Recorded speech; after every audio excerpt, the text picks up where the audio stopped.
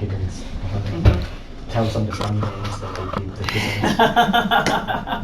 That's fun. Yeah, that was an interesting experience. It's very educational for everybody. Okay, okay. Yeah, I think we're ready. You're ready. Okay. So here we go.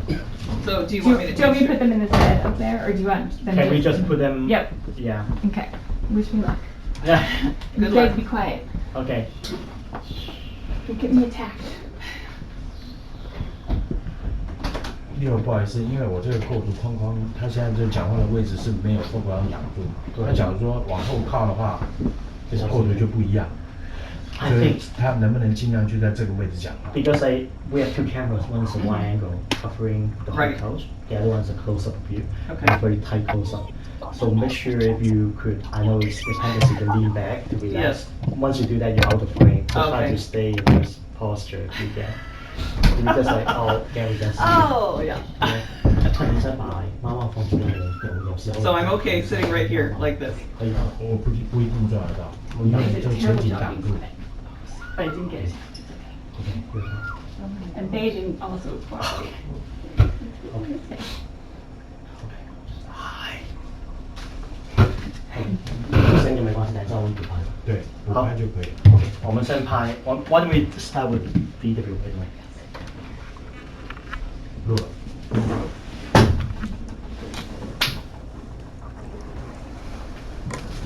Okay, why don't we start with you telling a little bit about yourself, who you are, your name? Okay. My name is Linda Tyler, and I am a teacher at Holly Elementary in Delta. I am also the education director for Tiny Kittens Society. So where are we right now? Where are we right now? Yeah. Okay, we are at Tiny Kittens headquarters, which is in Fort Langley, British Columbia. So if I ask you to describe what Tiny Kittens does, how we describe it? We are a rescue organization, and it initially started with Shelley acting as a foster mother for kittens and cats, and she has expanded it, and now we have our headquarters where we are constantly bringing in feral cats and abandoned cats and stray cats and nurturing them and loving them and then adopting them out into homes. And sometimes the cats are spayed and neutered and sent back to the feral property because they're just too feral to be socialized. How do you get involved with Tiny Kittens in the first place? Originally in November of 2014, I was reading Twitter and I was following Steve Darling, who works for Global. He was a former Delta student, and I'm trying to increase my personal learning network as an educator. And he had tweeted a story that he was going to be doing, and I thought it was absolutely fascinating, something to do with cats, because I'm a big cat fan. And then I went home that weekend, and I was supposed to be writing report cards, and as anybody who is a teacher knows, when report card time is on, you are looking for any possible way to avoid doing them.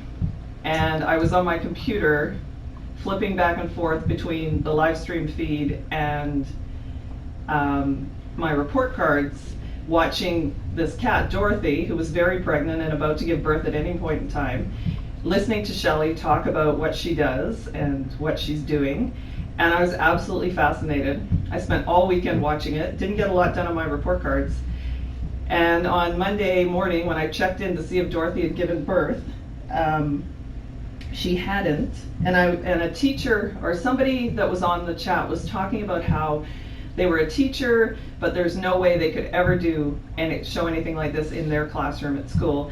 And that just made me think, I could totally do something with this. And so I went back to school and I showed the kids, and they were absolutely fascinated. And then at that night, Dorothy went into labor at about 6:30, and my husband and I were sitting watching dinner, watching her give birth. And you know, at 49 years old, I'd never seen anything like that before, and it was amazing. And I had sent the link out to some of the kids, and some of them watched from home, some of the teachers were watching from home. And from that moment on, I knew that it was going to be an amazing educational experience and that I could really do something with this. So I had the kids write postcards to welcome the kittens, and I sent them off to Shelley, having no idea that anything would come of it. And then she emailed me and posted it on the first postcard on Facebook with a picture of the kittens, and it just kind of went from there. What do you think is behind the fascination with kittens or cats, right? Because like you're saying something that we all do all the time, like watching cat videos or just watching streaming, like for this particular website, that for somehow they were just cats, right? They're just sitting still and resting, but for some reason we are fascinated by that. What do you think is why we're so interested in that? I think we live in a very stressful society, and I think it's a really great way to decompress. As far as I'm concerned, I think the essence of Tiny Kittens is connections. And that is why Shelley and our organization has been so successful. There's connections between the cats at the feral property, the people that are going out to feed them. There are very strong connections between the chatters and the viewers, and Shelley and Kim McFarland, who is our director of TNR, Trap, Neuter, Return. Those connections bring people in. And I think in society we're all looking to make connections, and the stronger the connections that we have, the more purpose our life has. So, and I'm doing the same thing at school. I'm connecting my students to Shelley, to the kittens, to this greater purpose, which is to give them an experience that they're not going to get otherwise. So we have limited field trip funds. I can turn on the live stream 24/7. The kids can watch from home. They can connect with Shelley. They've never even met Shelley, and yet they're so connected to her. They have such a strong bond with her. I have a card that one of the kids wrote. Can I read it? It says, "Dear Shelley, I don't know how you take such good care of all those kittens, and soon there's going to be more. I'm so happy that I have the opportunity to be in Miss Tyler's class and see what Tiny Kittens does and help cats that need help. You are a great person." From Ava. P.S. I love the theme. So she loved the theme of the Dr. Seuss. They've never even met her, and yet they're tremendously connected to her, and they're connected to the kittens. And so for me, it's all about the connections. What you were saying about, besides giving them the experience, also educating them, what do you want to educate them for, about? So I'm trying to give them this real life experience, and expose them to real world issues. And one of those things happens to do with humane education.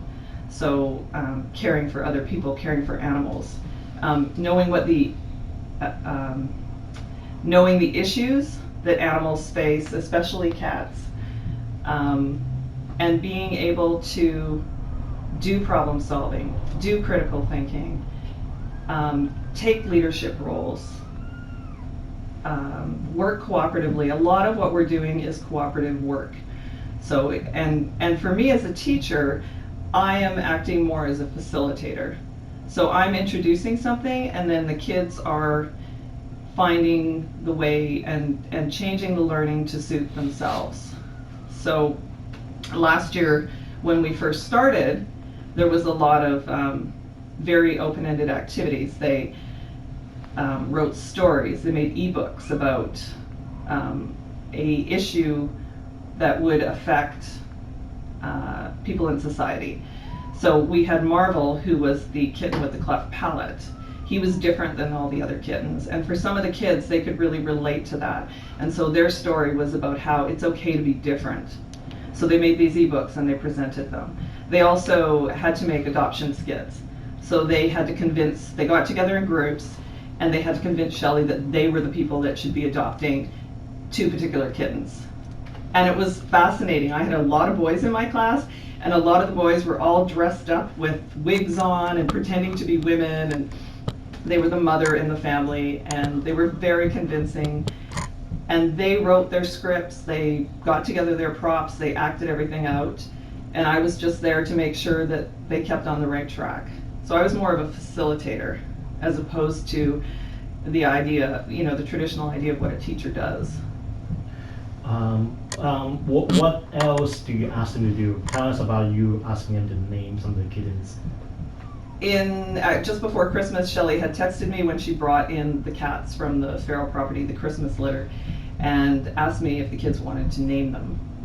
So we had a very interesting discussion. I put them into groups, and they had to come up with some names that they thought would be suitable. And then they had to discuss the implications of the names. So if you choose a name that is out there, kind of strange and bizarre, there's a very good chance that the person who adopts the cat is going to change it. So they had to discuss what would be appropriate names, what are the implications of those names, who would be interested in that name. And so there was a lot of really interesting discussion going on between the groups. And then what I had them do was narrow it down to their top 3 choices, and they had to write them all on the board. So there was 5 groups, and each group had their top 3 choices written on the board. And then at the end, I let them individually vote. So then we sent I think I had the 4 top names, and I sent them to Shelley and said, these are our top 4 choices for the girls, and these are our top 4 choices for the boys. And then she made the ultimate decision. Okay, tell me what were the weirdest names on the list, and what they named at the end? Oh, that's a good question. I'm trying to think, what were some of the... Well, they used Google, so a lot of the names were, they came up with names that were Christmas related, one of them was, I think, the Grinch. Well, what are the implications of naming the cat the Grinch? There's kind of negative connotations to the name of the Grinch. He started out as kind of a not very likable character and then ended up being a more likable character. But, if you named a cat the Grinch, what kind of a aura or persona would that cat have? The names that they ended up coming up with were really great names, and so we had Noel and Nicholas, Elf, Jingle,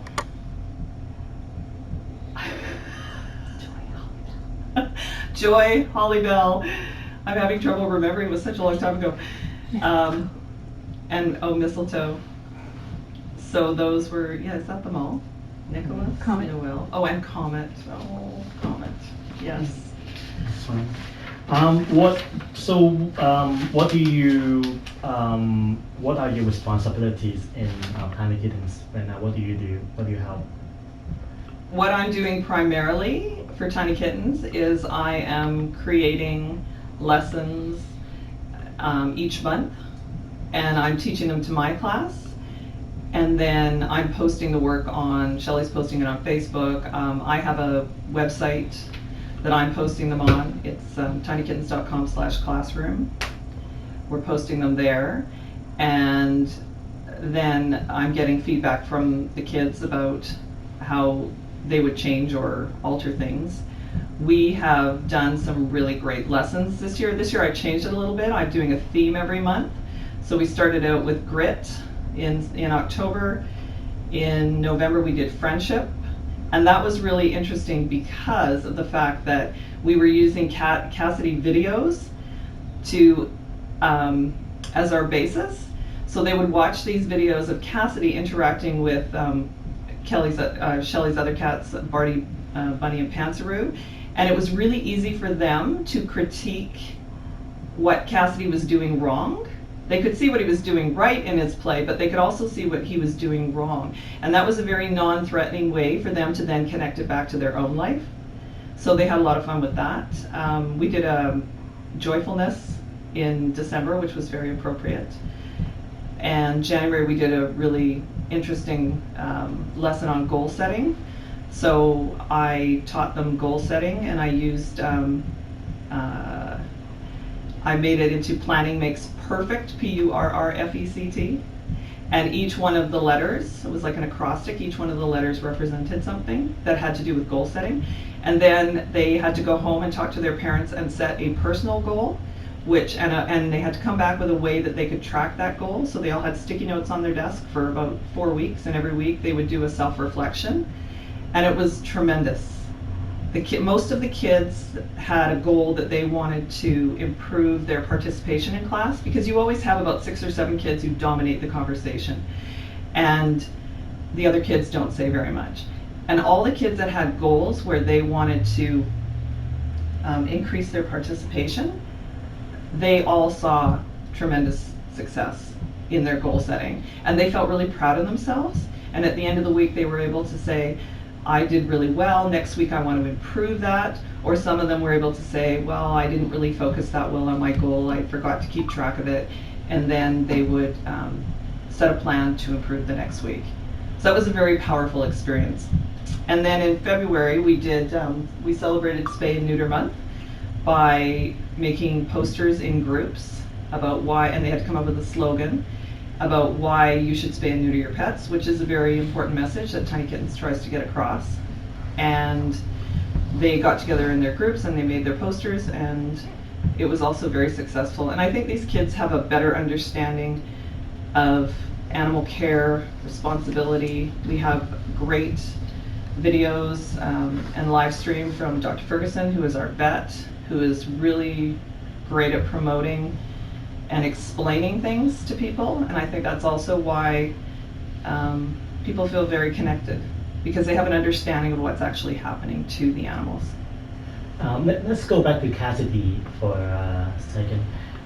When you guys started having her in here and started the streaming, what do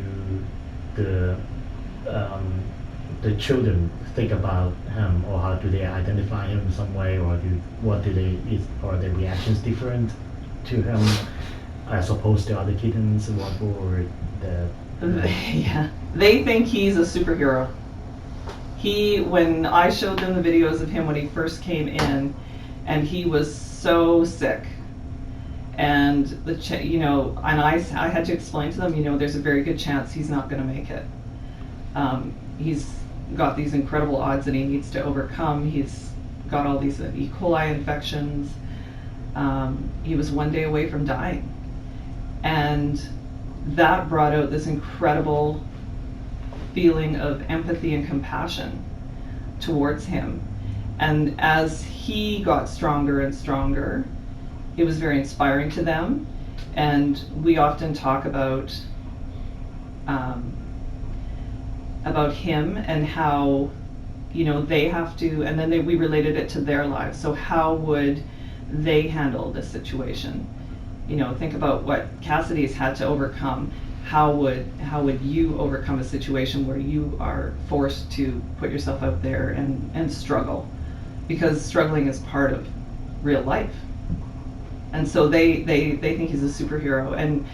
And just before the break, one of the kittens from this litter was also very sick.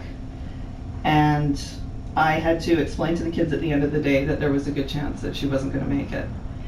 And one of the little boys who was sitting in the front of the classroom said to me, oh, yeah, well, they said that about Cassidy too. And so even though she didn't make it, Cindy Lou Mew, even though she didn't make it, and I actually haven't been back to school and we haven't talked about it yet, they had hope because they had seen Cassidy overcome so much, and they had hope that she was going to be able to overcome that as well. But then it goes back to the whole educational part of it, which is not every cat will make it.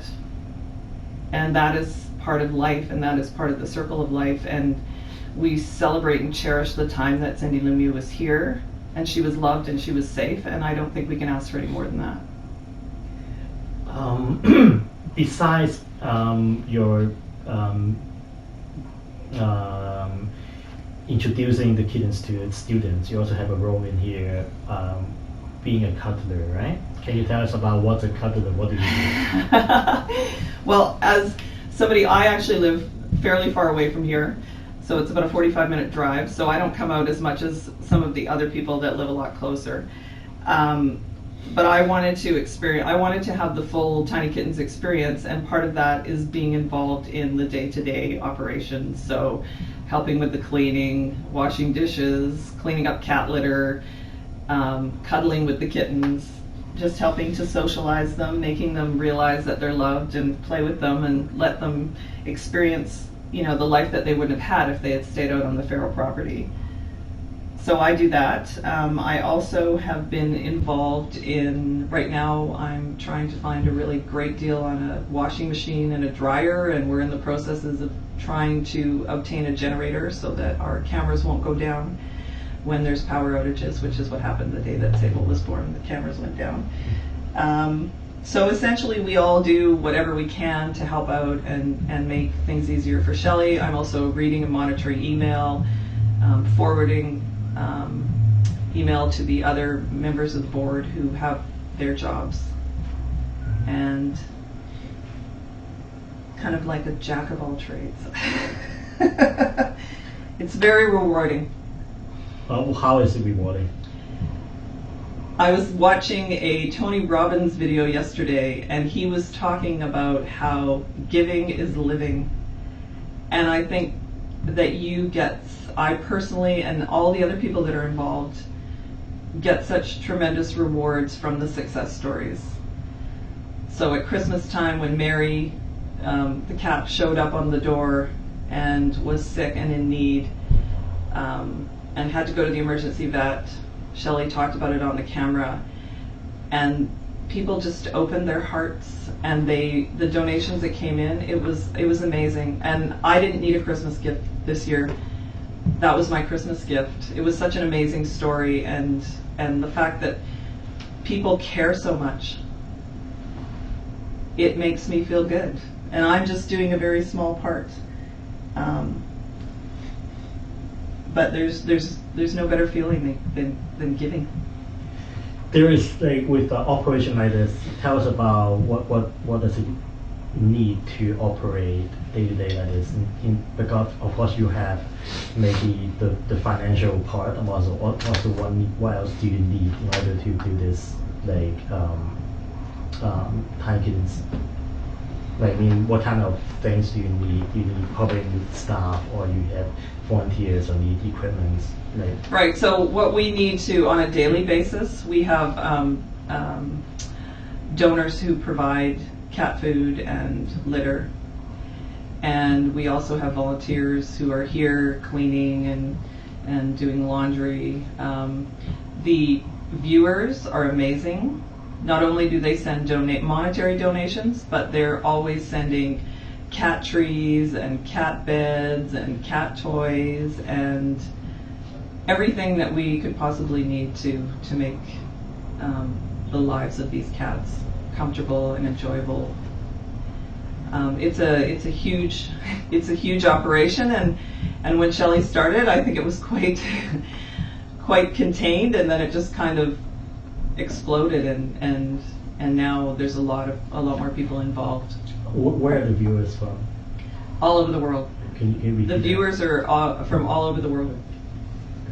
The viewers are from all over the world. A lot of people from the United States, as far down south as Florida, as close to the border as Washington. There's viewers in Sweden. There are viewers in Finland, Germany, the United Kingdom. My husband and I were in South Africa this summer. There's viewers in South Africa. It's worldwide. There's a lot of viewers in Asia. Everywhere. Anywhere you could possibly imagine. That's where there's viewers. You can see if you want to mute off anybody. Oh, okay. So we have our live stream here. Oh, here we go. Paris, France. Norway, Kansas. Finland, yes. Texas, Scotland, New Hampshire, Cleveland, Ohio. More Chicago, St. Louis, Oregon. Rome, Italy. North Carolina. Oh, Newfoundland.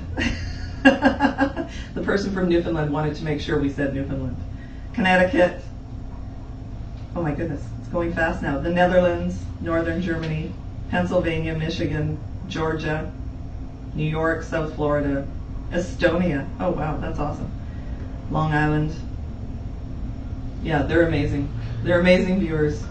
We're so lucky to have them, and I really appreciate the support that they give the students, because when Shelley posts something, they are very good at responding and giving positive feedback to the kids, and that's a really important part of it. The kids are connected to social media. They see the power of social media, and it also allows me to teach them about what's appropriate and not appropriate in social media. I want to talk a little bit about, besides you doing this work to help educate your students yourself, you're also trying to encourage other teachers to do them in their schools and classrooms, right? Can you tell us something about that? So on February the 19th, Shelley and I did a presentation for teachers at the Delta School District. It was our district professional day, and we did a workshop, and there was about 17 teachers there. I find it's amazing to me that more teachers are not involved. This is the prime educational experience. We have a 24/7 live stream camera. I've posted all of my lessons, all of my contacts, the resources I use on my page. And it would be easy for teachers to jump on board. Kids love it, and they get so much out of it. And so I really want more teachers to get involved. I'm willing to work with other teachers. From that workshop that we did, I've had contact with 2 teachers who are definitely going to be starting. And I'm sure that Shelley would agree that if there were other school districts where teachers are interested and they're a local, we would be willing to go and do a presentation for them as well. I just think it's an incredible experience, and there's nothing else like it because we have the live stream camera. And so any teachers that want to get involved, I would love to hear from them, and I would love to work with them to give their kids the same experience that my kids have got. Tell us who you have besides you and I. So we have Trudy. She's very sweet. She looks just like her mother, Sable. And we have Bartholomew. And we have this little lovely lady with her eyes open right here. Maisie. Yes. How old are they? They are just over 2 weeks old. And 2 of them have their eyes open, but Bartholomew does not have his eyes open yet. He's holding out, I think. So usually, how long does it take for them? How old would they be ready to be adopted? Usually they don't get adopted until they're about 12 to 15 weeks old. 8. Well, we can spay and neuter minimum 8 weeks. Oh, okay. Some of them have been here longer though. Sometimes they end up staying longer, but I guess technically, in 6 weeks they could be going off to their new homes.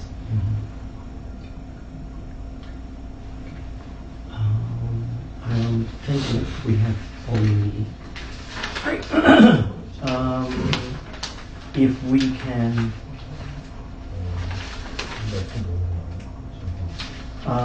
maybe you can share a little bit of footage of you interacting with the kittens a little bit. Sure. We can still talk. Okay. 我哋可以放開晒所有嘅鏡頭。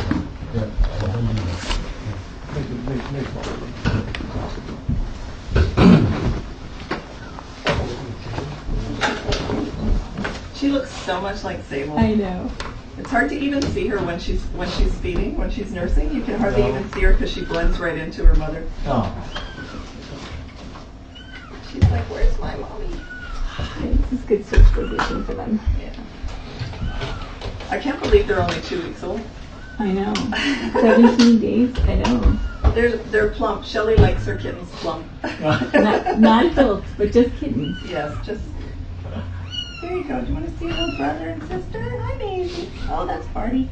Hi, Bartholomew. There we go. See, you can see his eyes are not open yet. This is my cat. Hello, mine. Oh, she kind of looks. Is it a boy or a girl? It's a boy.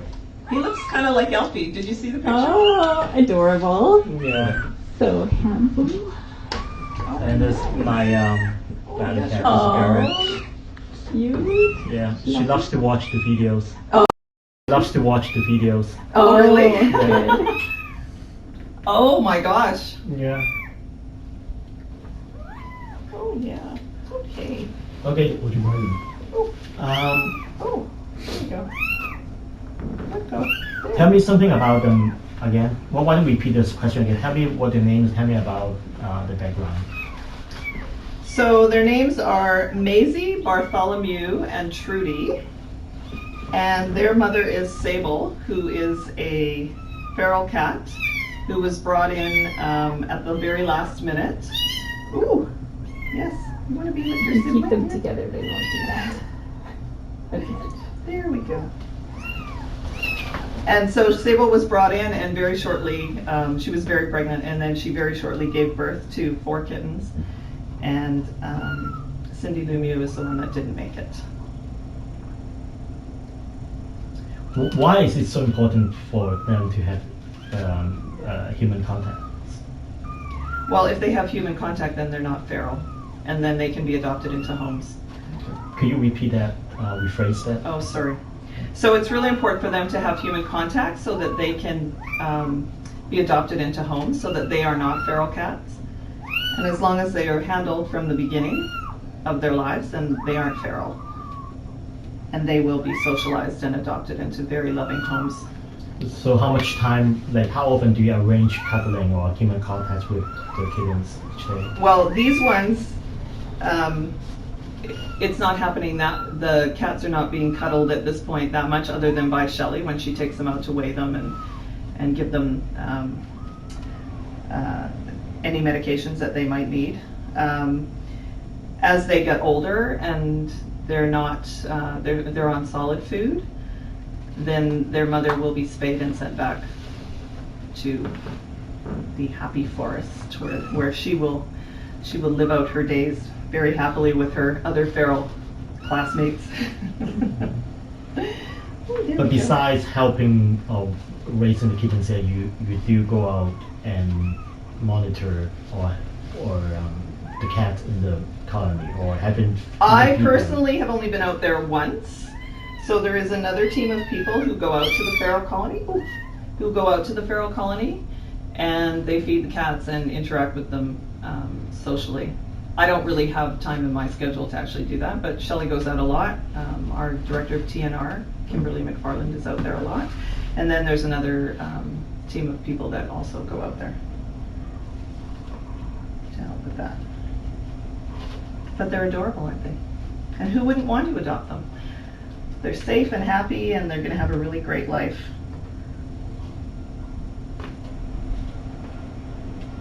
What would happen to them if, let's say, if we don't have tiny kittens? What are the chances of being outside? You know. Well, only 1 in 4 would actually live. So they needed, Sable needed to come in and have her kittens here, so that these little guys could have a chance at a better life. Could you rephrase that? So if Sable hadn't been brought in, then there's a good chance that only 1 out of the 4 would have lived. And now these cats have a really great chance at a good life.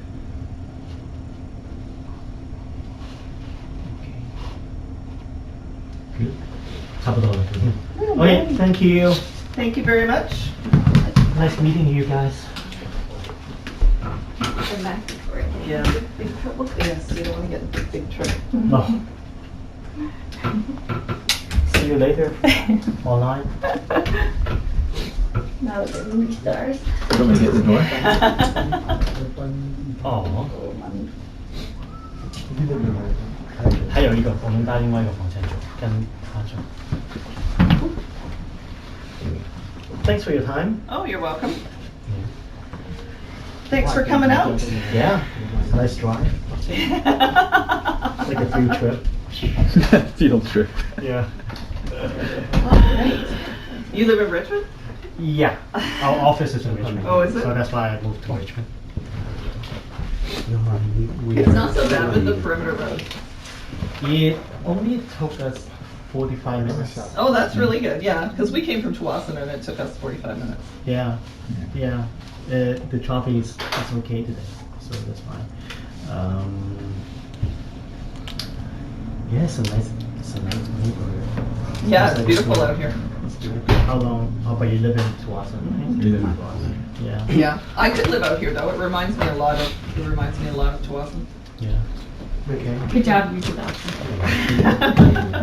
So, I was very proud.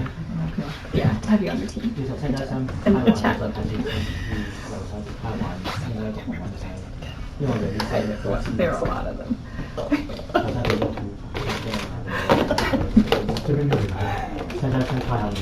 Another memory. I'm trying to film. Oh, that's okay. Okay. Okay, no, I'll never watch it. It's also on here. Oh. Thanks, you, Linda. Great job answering questions. 去 setting 我等一下这个每张照片我都给你拍。还有这个麻烦 So you can save it on there. How are we doing? Yep. How many people are watching? 我们搬下去，从外面走到里面。他从后面走到楼上，都是搬走。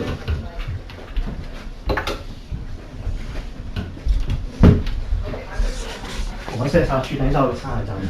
好，谢谢。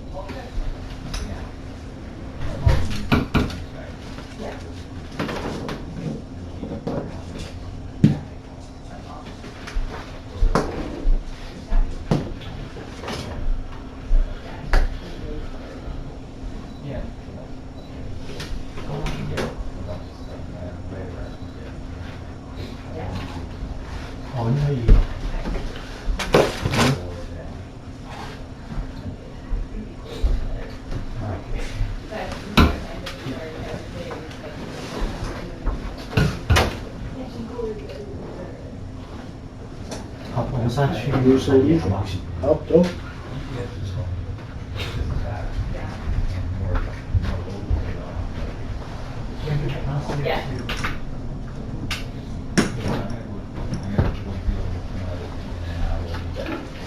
Very nice to meet you.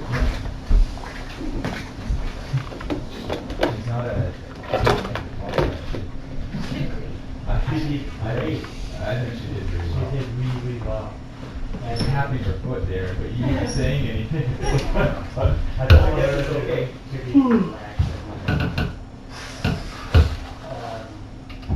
It's chit chat, right? It's not, it's not a formal interview. Well, I always tell her to. 他们这里是专门摄影。 Good to push the envelope. Do things that you're not comfortable with. Absolutely, and she did very good job. You were very good to her. Thank you. I will be back. 24小时方案。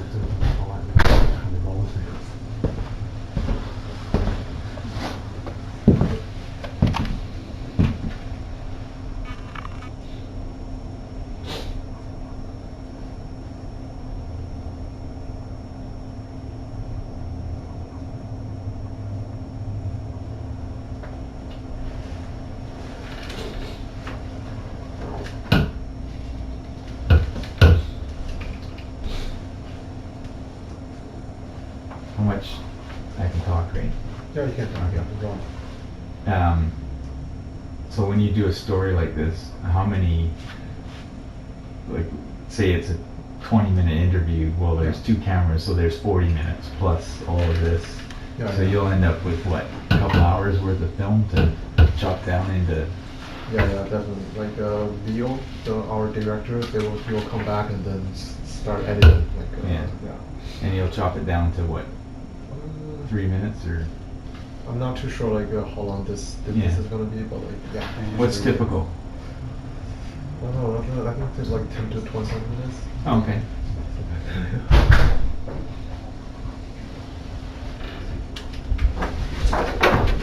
It's very interesting.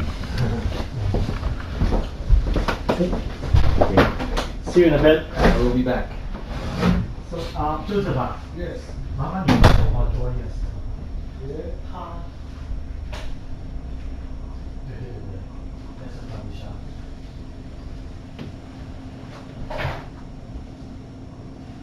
他这里是帮人家看猫还是什么？好像可以热脸猫。热脸猫。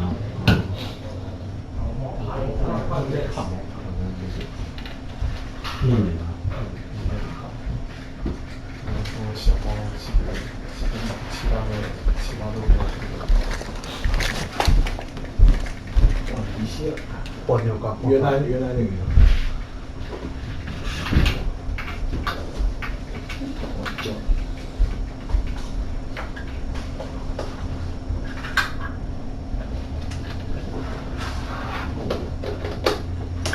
脚架还有搬到那个厨房，拍它那个猫屎。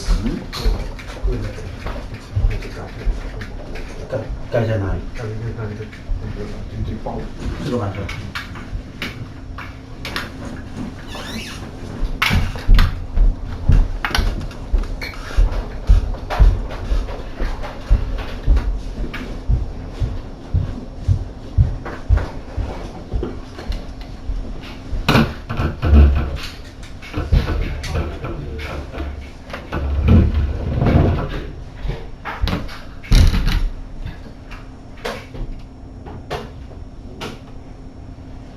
先不要玩这个。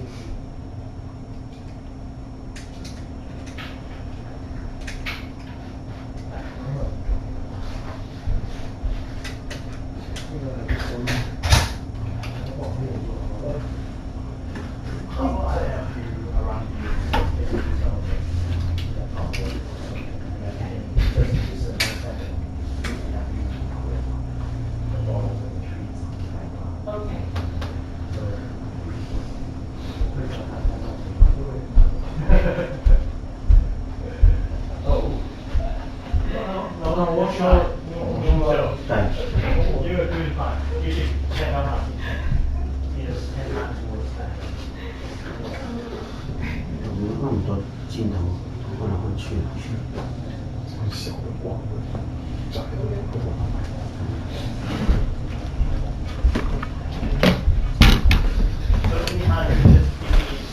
Whatever you normally do, just like right there in the spot.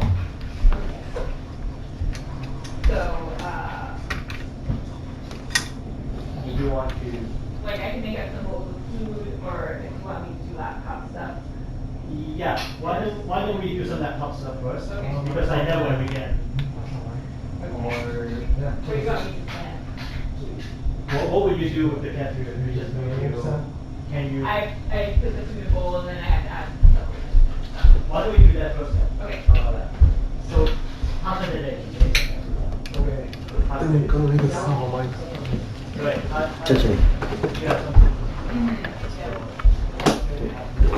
直接。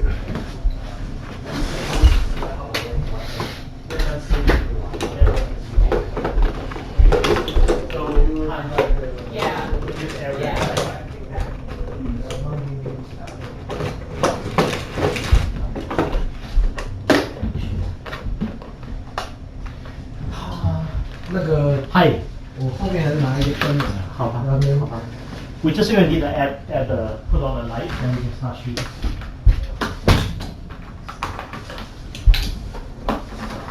他因为楼下，他就在楼上，应该就不会是吗？我们在楼上开完那个时候，好，好。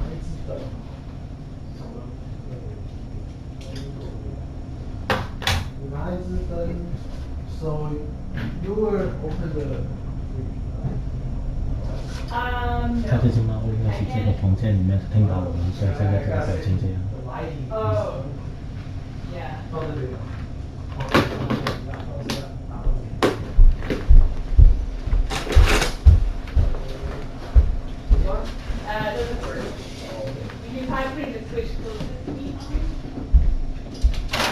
还需要拿这个过去吗？哦，不用，这是一个菜。它可以切画面吗？我可以切另外那个画面。哦，我问他。Hey Shelly? Yeah. Can you, the monitor at the hallway, can we switch the screens? We have only one screen without the cats, right? Can we switch another screen without the cats instead of showing the crew and the